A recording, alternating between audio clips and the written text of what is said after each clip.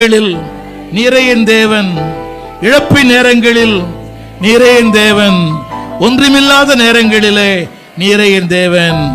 ஆமேன், ஆமேன், ஆமேன். இது நிரந்தரமானது, இது தற்காலிகமானது. ஆமேன் சொல்வீங்களா? ஒரு சின்ன கேள்வி, வாட் இஸ் யுவர் ரெஃப்யூஜ்? உங்கள் அடைக்கலம் எது? பணமா, படிப்பா, வேலையா, உத்தியோகமா, சொத்தா, பேங்க் பேலன்ஸா? இல்லை, அது அழிந்து விடும், அடித்து கொண்டு போகும். இது நிரந்தரமானது, நித்தியமானது, மேலானது, உயரமானது, நித்தியம் வரைக்கும் உங்களோடு கூட வருகிறது. ஆமீன் சொல்வீங்களா? ஆமீன்.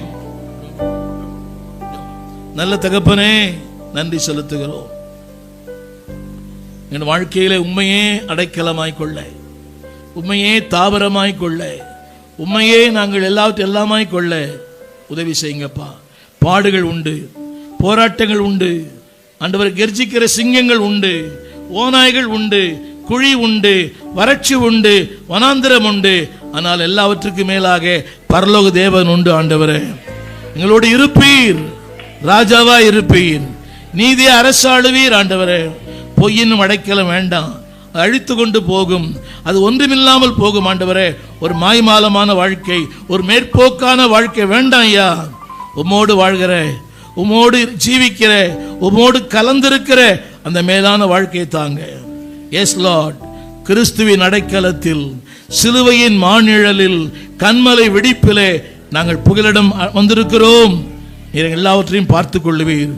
பெருவெள்ள வந்தாலும், பெருங்காற்று வந்தாலும், சூறாவளி வந்தாலும், சுனாமி வந்தாலும் எங்களோடு கூட இருக்கிறவர் நீர். ஆண்டவரே, இதுவரையும் இருந்தீர், இனிமேலும் இருந்து எங்களை நடத்தும். அந்த அடைக்கலத்துக்குள்ளே எப்போதும் இருக்க எங்களுக்கு பலன் தாரும்.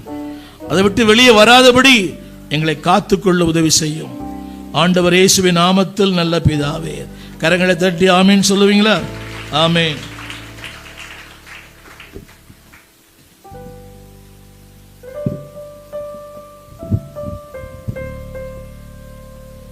போதுகிறவர்களுக்கு மிக்க நன்றி. தொடர்ந்து நாம் ஆசீர்வாதத்துக்கு போகலாம்.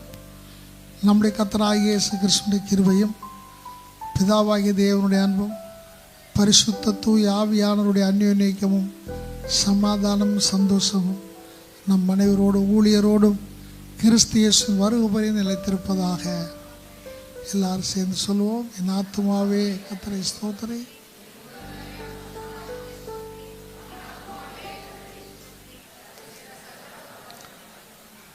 Amen. Amen.